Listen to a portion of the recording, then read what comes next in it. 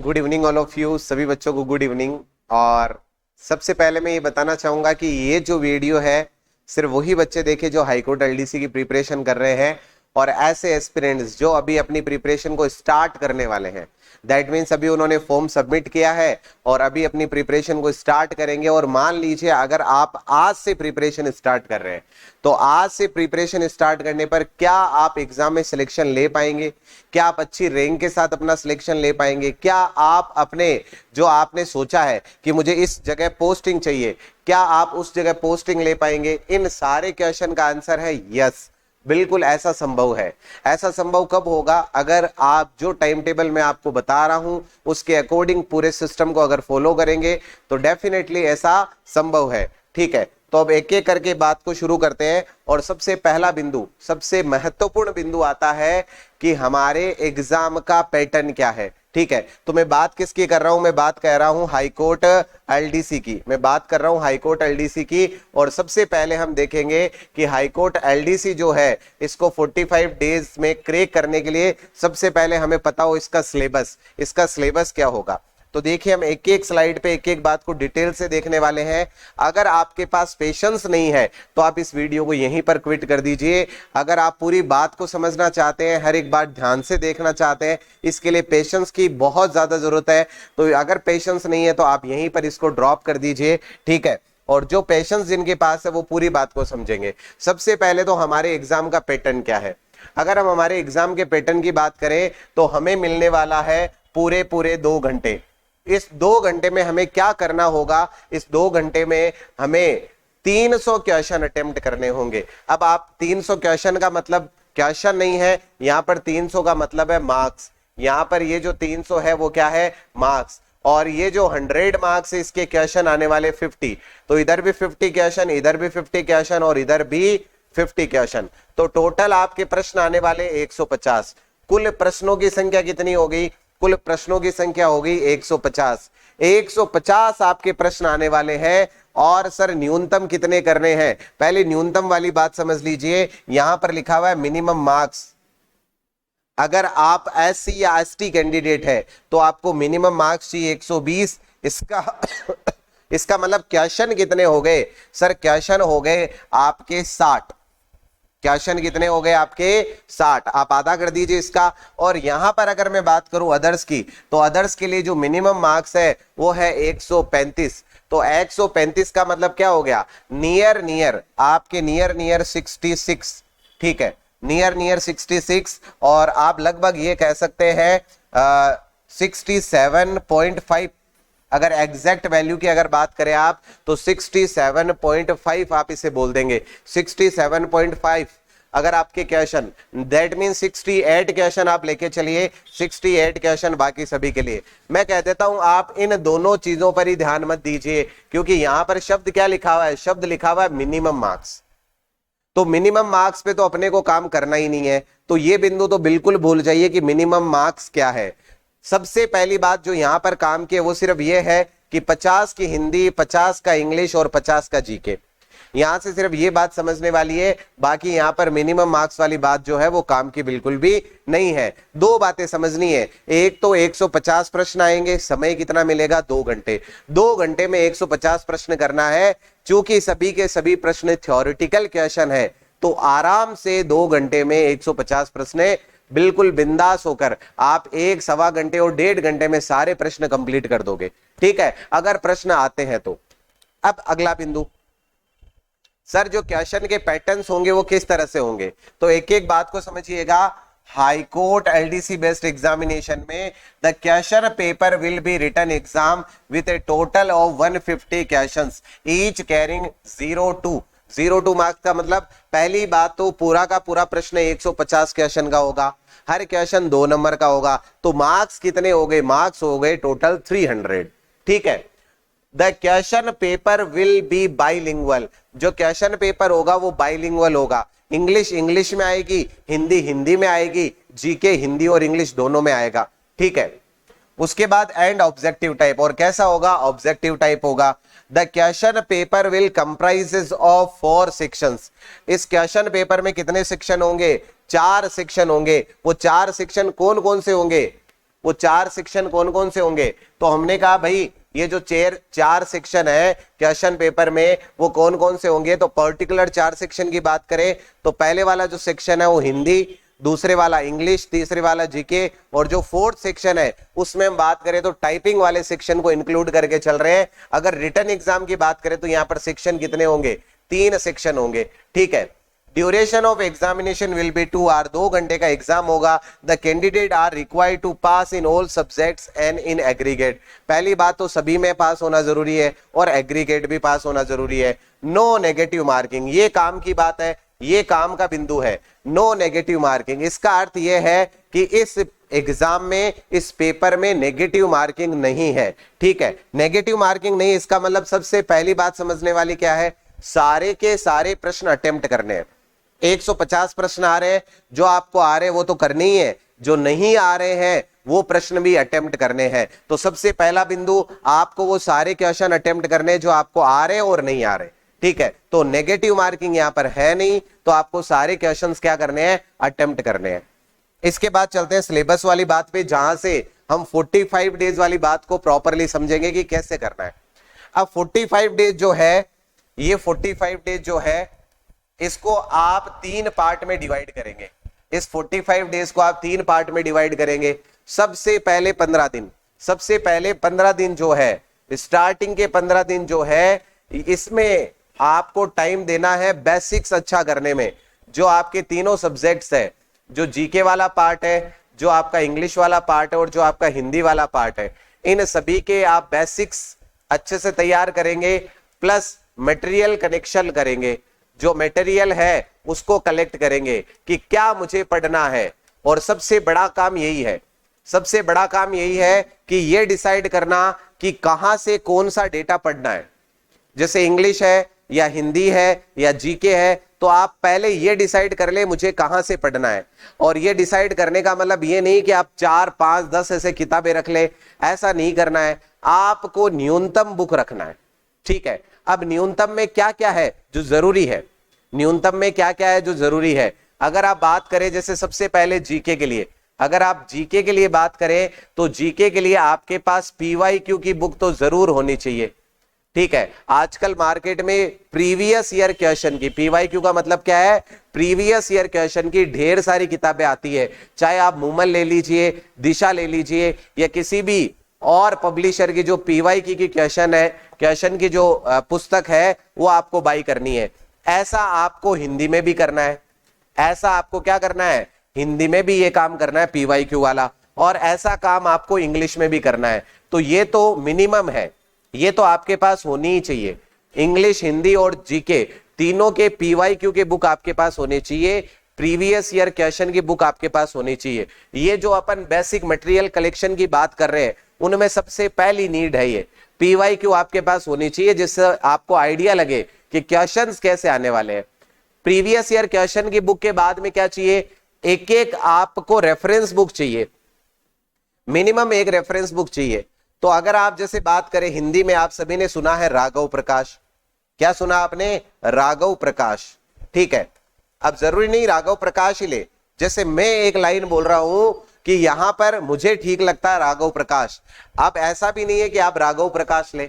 अगर आपको कोई दूसरे राइटर की बुक पसंद है आप उसकी ले लीजिए, क्योंकि ओवरऑल जो कैलकुलेशन होगा नियर 50 में से आपको लगभग 49, 48 क्वेश्चन ऑलमोस्ट ज्यादातर राइटर में मिल जाएगा और डेटा भी लगभग सेम मिलेगा।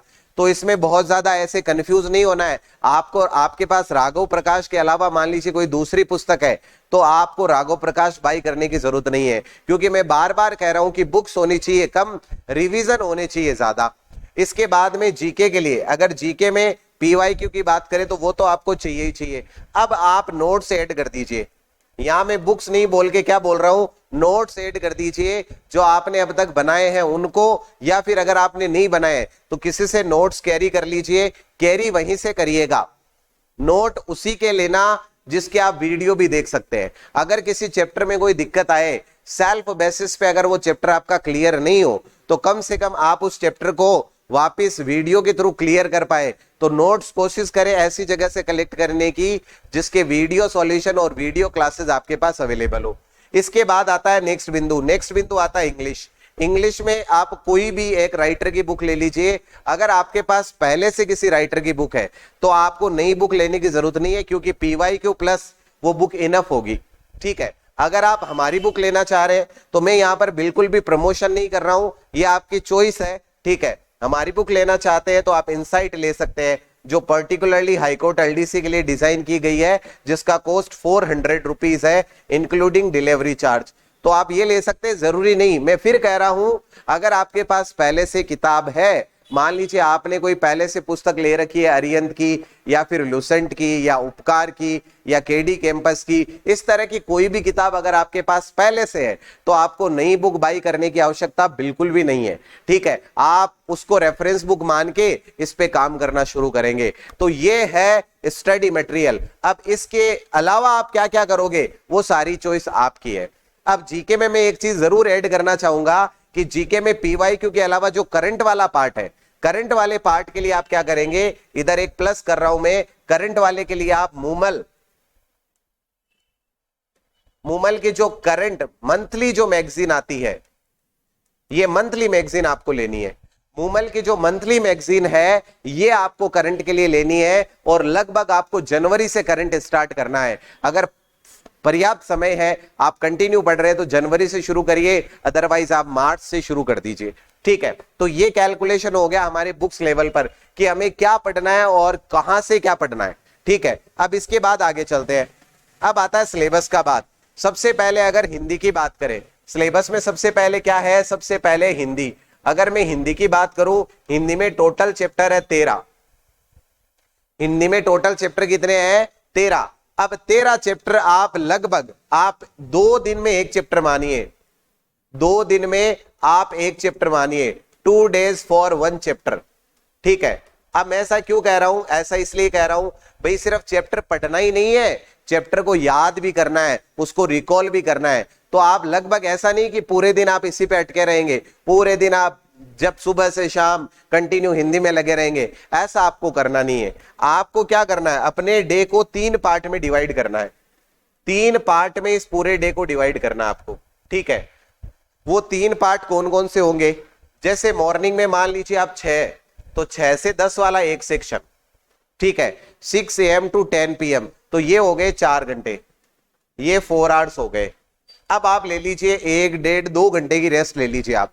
दूसरा सेक्शन ले लीजिए आप 12 से लेकर 4 तक, 2 घंटे की रेस्ट के बाद फिर 12 से 4 हो गया, ये हो गया आपके फिर से 4 आवर्स। ठीक है, इसके बाद फिर आप एक रेस्ट ले लीजिए 1 घंटे की, 2 घंटे की, 3 घंटे की, 4 घंटे की ले लीजिए। ठीक है, अगर आप 4 घंटे की रेस्ट ले रहे हैं, जस्ट लाइक आप 4 से 4 घंटे की रेस्ट ले रहे हैं, तो ये हो गया 8 बजे। अब आपको 8 से 12 कंटिन्यू करना पड़ेगा, 8 से 12 आपको कंटिन्यू करना पड़ेगा, फिर से ये 4 आवर्स। तो आपको क्या करना है, बहुत ज्यादा टाइम देने की जरूरत नहीं है। अगर ऑनेस्टली आप 12 आवर्स दे रहे हैं एवरीडे तो इनफ होगा, ये पर्याप्त से ज्यादा होगा। अब इसमें आप पर्टिकुलर टाइम, मॉर्निंग का टाइम उस सब्जेक्ट को देना आपको जिसमें आप ज्यादा कंफ्यूजन फील करते हैं, ज्यादा डिफिकल्ट लगता है।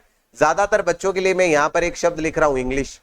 ठीक है, तो यहां पर मॉर्निंग वाला जो टाइम है 6 से 10 वाला, वो आप इंग्लिश को दीजिए। इधर 12 से 4 थोड़ा सा ये ऐसा टाइम होता है जब थोड़ा आप अनकंफर्टेबल रहते हैं। ठीक है, तो ये टाइम आप जीके को दे दीजिए, या फिर अगर आपको हिंदी इजी लगता है तो आप हिंदी को दे दीजिए, और ये वाला टाइम आपने मान लीजिए दे दिया जीके को। तो ये तो रह गया पूरा टाइम टेबल कि आपको कैसे 4-4 घंटे के पार्ट में डिवाइड करके ये सारा सेगमेंट करना है। अब ये जो बीच में टाइम बचता है, जैसे यहां पर 2 आवर्स है, यहां पर 4 आवर्स है, ये 2 आवर्स और ये 4 आवर्स, ये वेस्ट करने के लिए नहीं है, फेसबुक चलाने के लिए नहीं है, इंस्टाग्राम चलाने के लिए नहीं है। ये है जो डेटा आप पढ़ रहे हो उसके बार बार बीच में आप छोटे छोटे रिवीजन कर पाओ, जिससे कि डेटा याद हो। सिर्फ ऐसा नहीं है कि सिर्फ डेटा पढ़ना ही है, सिर्फ ऐसा नहीं है कि आपको बस उठा के ये चीजें रख दी आपने, दैट्स इनफ, ऐसा नहीं है। आपको डेटा का क्या करना है, रिवीजन भी करना है। तो रिवीजन वाला काम आप साथ साथ में करेंगे, छोटे छोटे टुकड़ों में करेंगे, ऐसा नहीं पूरा किताब आप साथ में लेके बैठ जाए। ठीक है, अगर आप ये पूरा का पूरा टाइम टेबल 45 डेज तक फॉलो करेंगे तो मैं पहली बात तो ये बताना चाहूंगा, लगभग 20 से 25 दिन में 20 से 25 दिन में सिलेबस बहुत वाइड है नहीं, लिमिटेड सिलेबस है, छोटा सा सिलेबस है, आपको किसी चैप्टर को बहुत ज्यादा डेप्थ में पढ़ने की जरूरत नहीं है। हाईकोर्ट एलडीसी में जो क्वेश्चंस आते हैं वो एवरेज और एवरेज के आसपास के क्वेश्चन आते हैं, तो बहुत ज्यादा डेप्थ में उसकी बाल की खाल निकालने की जरूरत नहीं है, ये रेखा कहां से आई है, कैसे बनी है, वो जानने की जरूरत नहीं है। आपको सिर्फ ये देखना है कि ये रेखा बन रही है, कौन सा क्षेत्र बन रहा है। तो आप जीके में कभी कभी क्या करते हैं, बाल की खाल निकालने के लिए बैठ जाते हैं और पूरा दिन ही उस एक चैप्टर पर लगा देते, तो ऐसा करना नहीं है। ठीक है, आपको बेसिक लेवल पर, एवरेज लेवल पर चीजें पढ़नी है। 20 to 25 डेज में इजीली सिलेबस कंप्लीट होगा और इसके बाद अगले 20 दिन तक, लगभग 15 से 20 दिन तक जम के रिविजन्स करने आपको। और ये वाला जो ड्यूरेशन है, इसमें आप जैसे किसी पर्टिकुलर डे को, आप कोशिश करिए कि मैं किसी पर्टिकुलर डे को 2 सब्जेक्ट का हॉलिडे रखूंगा। जैसे इनमें से जो आपको इजी लगते हैं उन 2 सब्जेक्ट का हॉलिडे रख के कम से कम उस दिन 5 टेस्ट आप मिनिमम दीजिए। 5 टेस्ट आप उस दिन दीजिए। 150 प्रश्नों के जो 5 टेस्ट है वो आप लगाइए। ठीक है, या फिर सब्जेक्ट वाइज या चैप्टर वाइज 5-5 टेस्ट आप उस दिन लगाइए। ऐसा वीक में मिनिमम एक बार करना आपको। ठीक है, और जब आपके सिलेबस कंप्लीट हो जाएगा उसके बाद ऐसा हर 2-2 दिन में एक बार या हर दिन, जिस तरह से आपको ये सूटेबल हो उस तरह से ये फंक्शन आपको अप्लाई करना है। ठीक है, अब चलते हैं सिलेबस वाली बात पे। तो मैंने कहा सबसे पहले हिंदी का सिलेबस है, उसमें 13 चैप्टर है। मैं कह रहा हूं आप एक चैप्टर को आराम से 2 दिन, और ये 2 दिन जैसे ही मैंने शब्द बोला तो आपके माइंड में एक वर्ड आया होगा कि सर मैं एक चैप्टर को कितने घंटे दे रहा हूं, 8 घंटे। अगर भाई आप 8 घंटे देने के बावजूद भी अगर एक हिंदी का चैप्टर कंप्लीट नहीं कर पा रहे हो तो ये बहुत बड़ी दुख की बात है। क्योंकि मैं फिर कह रहा हूं, आपको नोट्स नहीं बनाने, आपको बने हुए नोट्स उठाने हैं, आपको बने हुए डेटा को उठाना है। आपको नया डेटा कलेक्ट करके आप सोच रहे हो कि मैं नया डेटा बनाऊंगा, ऐसा संभव नहीं है, समय कम है। आपको बने हुए डेटा को उठाना है, उसी पे काम करना है। ठीक है, तो ये 8 आवर्स में आपको एक चैप्टर कंप्लीट करना है। 26 दिन में आराम से हिंदी बहुत बढ़िया तरीके से की जा सकती है। इसके बाद में अगर इन चैप्टर्स की बात करूं तो शायद आप सभी ने सिलेबस अपने ऑलरेडी अपने पास रख रखा है। अगर नहीं रख रखा है तो यहां से आप सिलेबस को कैप्चर कर लीजिएगा। सबसे पहला चैप्टर है संधि, संधि के भेद, समास, समास के भेद, विग्रह, समासिक पदों की रचना, उपसर्ग, प्रत्यय। और ये देखिए, अगर मैं आपको एक छोटी सी बात बताना चाहूं तो यहां पर ग्रामेटिकल जो रोल है, ग्रामेटिकल जो चैप्टर है वो वाच्य, संधि, समास, उपसर्ग, प्रत्यय। ठीक है, और ये देखिए अगर आप ग्रामेटिकल चैप्टर की बात कर रहे हैं तो सिर्फ 5 ही चैप्टर ग्रामर के हैं। 13 में से मात्र 5 चैप्टर ग्रामर के हैं। 8 जो चैप्टर है वो वोकेबलरी के हैं। इसका मतलब आपको ज्यादा ये लर्निंग वाले पे काम करना है, ये वाच्य, प्रत्यय, उपसर्ग, ये वाले जो चीजें हैं। क्योंकि पीछे का पेपर उठा के देखे तो सिर्फ इन 5 चैप्टर में से 13 प्रश्न आए थे। इसका मतलब 37 जो क्वेश्चन है उसमें पूरा क्या आया था, शब्द का खेल आया था। पूरा का पूरा क्या भरा हुआ था, शब्द खेल भरा हुआ था। इसका मतलब अगर पीछे वाले 2022 जो भी पेपर हुआ था आपका, उसकी बात करें तो शब्दों का खेल चला है पूरा, तो आपको शब्दों के खेल पे ज्यादा काम करना है। ठीक है, अच्छा, तो ये बात होगी हिंदी की। अब आगे बढ़ते हैं, नेक्स्ट सिलेबस की बात करते हैं। नेक्स्ट सिलेबस आता आपके इंग्लिश वाला। अब इंग्लिश में कुछ बच्चे हैं जिन्होंने ग्रामेटिकल पोर्शन को बहुत अच्छा कर रखा है, वही फिर से 12, और 12 में आप जैसे इसमें यूज ऑफ आर्टिकल डिटर्मिनर, तो ये तो एक ही चैप्टर हो गया। आप प्रीपोजिशन को अलग कर लीजिए, ये क्या हो गया, ये हो गया 13 नंबर। तो सेम टू सेम वही कहानी यहां पर चलनी है। एक चैप्टर के लिए लगभग 8 घंटे, एक चैप्टर के लिए 8 घंटे, और 8 घंटे में एक सिंगल चैप्टर आपको कंप्लीट करना है। तो आपके पास फिर से कितने आवर्स है, एक चैप्टर के लिए 8 घंटे होंगे, और आपके पास दिन कितने होंगे, 26। ठीक है, फिर से वही कैलकुलेशन सेम जैसा हिंदी में आपने किया था। अब यहां पर क्या है, यहां पर जैसे कुछ चैप्टर्स हैं उनमें लिमिटलेस चीजें हैं। जैसे कि अगर मैं बात करूं सिनोनिम्स, एंटोनिम्स, अगर मैं बात करूं वन वर्ड, तो आप ऐसा ना सोचेगी 2000, 2500, 3000 में वन वर्ड याद करूं, ऐसा ना सोचे। इडियम्स एंड फ्रेजेस, इसमें आप एक लिमिट बना लीजिए कि मुझे क्या करना है, ये 200, 250, 500 मैक्सिमम लिमिट। एक बार अगर आप अभी से शुरू कर रहे हैं तो मेरे अकॉर्डिंग 500 एक बड़ा अमाउंट है। 500 आप एक फिक्स कर लीजिए कि मुझे ये 500 वन वर्ड, ये 500 एंटोनिम, ये 500 सिनोनिम पर्टिकुलरली मुझे याद करने हैं। इससे ज्यादा आप बड़ा टारगेट लेंगे तो ना तो वो पूरा होगा, ना उसके रिजल्ट बनेंगे। तो आप यहां पर एक फिक्स वैल्यू तैयार कर लीजिए कि जैसे मुझे 500 वन वर्ड जो है मुझे तैयार करने हैं। तो 500 वन वर्ड का मतलब लगभग ये 16 घंटे का टाइम पीरियड, लगभग वैसे 8 घंटे का कैलकुलेशन है। और मैं फिर कह रहा हूं, आपको लिखना नहीं है, आपको लिखी हुई चीजें जहां से आप कलेक्ट कर सकते हो, किसी फ्रेंड से, किसी इंस्टीट्यूट से जो आपको नोट्स प्रोवाइड करते हैं, आपको डायरेक्टली नोट्स लेना है और डायरेक्टली उन पे काम करना शुरू करना है। बस इतना सा ये सिस्टम फॉलो करेंगे आप, ठीक है। तो 500 वन वर्ड आप फिक्स कर लीजिए कि मुझे इतने पढ़ने हैं। इसके बाद में अगला बिंदु आता है ग्रामेटिकल पोर्शन। ग्रामेटिकल पोर्शन ऐसा है जिसके शॉर्ट नोट्स बने हुए हैं, जिस बच्चे ने पहले से पढ़ रखा है, ठीक है। अगर आप बिल्कुल जीरो से भी स्टार्ट करेंगे, कोई भी चैप्टर, यहाँ पे जितने भी चैप्टर्स है, मुझे लगता है इजीली 8 घंटे में एक चैप्टर को आसानी से किया जा सकता है। ग्रामेटिकल कोई भी चैप्टर हो भले, 8 घंटे में उसको आप आसानी से कर सकते हो। एक चैप्टर को 8 घंटे देने का मतलब है बड़े अच्छे से आप उसको तैयार करोगे, ठीक है। और अगर आपको मस्तियां मारनी है सर, फिर तो ये सारी काम की बातें जो है वो बेकार है, उसका कोई अर्थ नहीं है। और अगर आपको ये नहीं करना तो इस वीडियो को भी आगे मत देखिएगा, यहीं पे एस्केप कर दीजिएगा, दूसरे वीडियो पे जाइए जिसमें बढ़िया आपको आनंद आता है, ठीक है, क्षणिक आनंद आता है। और आप ऐसे बार बार इस तरह की वीडियो देखते रहते हैं पूरे दिन, जिसमें टाइम पास आप कर रहे हो और आपका दिल बोल भी रहा है कि भाई तू टाइम पास कर रहा है, लेकिन आप फिर भी उसको अवॉइड करके आप कह रहे हो नहीं, मेरी तो जिंदगी इसी के लिए बनी है, और आप लगे हुए हो उस पे। तो आप अगर वास्तव में कैरियर बनाना चाहते हैं तो 45 days is enough time to crack exam.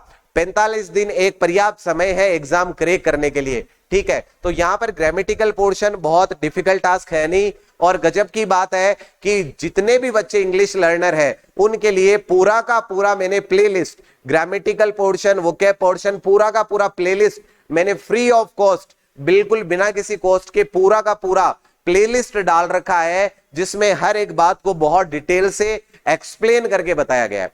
तो आप चाहे तो उन वीडियो का सहारा ले सकते हैं किसी भी चैप्टर में अगर दिक्कत आए तो। मैं फिर कह रहा हूं, जहां आपको कंफ्यूजन है वही वीडियो देखना है। बाकी वीडियो जो है उसमें टाइम बहुत लग जाता है देखने में, वापिस चीजों को कैप्चर करने में, इसलिए कोशिश करें मोबाइल से दूर रहने की।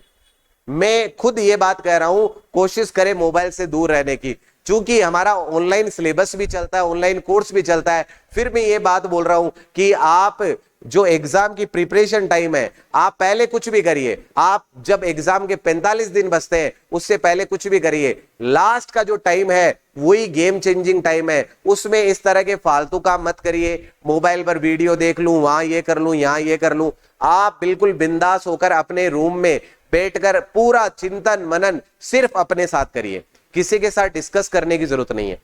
अब ये बात आगे बढ़ाते हैं हम, और नेक्स्ट बात आती है हमारे, जो बच्चे यहाँ पर फ्री में पूरा का पूरा इंग्लिश का सिलेबस करना चाहते हैं वो मेरी प्लेलिस्ट में जाइए, हाईकोर्ट एलडीसी इंग्लिश प्लेलिस्ट में पूरा फ्री में पूरा सिलेबस पढ़िए आप, ठीक है। और अगर ये वीडियो अच्छा लगे तो उस दोस्त के साथ जरूर शेयर करिएगा जिसका वास्तव में आप भला चाहते हैं और आप चाहते हैं वो फ्री में एग्जाम को क्रैक कर ले।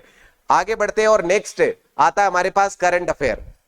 यहां पर जीके में 3 पोर्शन मेंशन है। करंट अफेयर तो मैंने पहले ही बता दिया है, आपको मूमल ऑल एग्जाम रिव्यू लेने हैं, प्लस साथ में मूमल की जो मंथली मैगजीन आती है करंट अफेयर की वो आपको लेनी है। इसके अलावा ज्योग्राफी एंड नेचुरल रिसोर्सेज। अब देखिए यहां पर ये एक बहुत बड़ा सेक्शन है, फिर भी मैं अगर आपको डायरेक्टली यहां से कुछ बोलना चाहूं तो मैं ये बोलूंगा कि आप राजस्थान की ज्योग्राफी जरूर पढ़े, आप राजस्थान की ज्योग्राफी जरूर पढ़े और बहुत अच्छे से पढ़े, डिटेल में पढ़े, कोशिश करें। और उसके अलावा जो सेक्शन है वो लिखा है history and culture of Rajasthan. History and culture of Rajasthan का मतलब क्या है, फिर से राजस्थान की हिस्ट्री और कल्चर। अब मैंने कहा इन दोनों के लिए आपको एक तो लेनी है पीवाईक्यू, एक तो क्या लेनी है पीवाईक्यू, और एक लेने नोट्स। आप किसी भी इंस्टीट्यूशन के या कहीं के भी नोट्स ले लीजिए और उससे शुरू कर दीजिए, ठीक है। तो ये पूरा सेगमेंट रहेगा जीके वाला। जीके वाले में करंट अफेयर के लिए क्या लेनी है, क्या लेनी है, मूमल और एग्जाम रिव्यू लेनी है, प्लस ये पूरे सेक्शन के लिए ऑल एग्जाम रिव्यू लेनी है, प्लस मूमल की जो करंट की मंथली मैगजीन आती है उससे आपको सारा जीके तैयार करना है।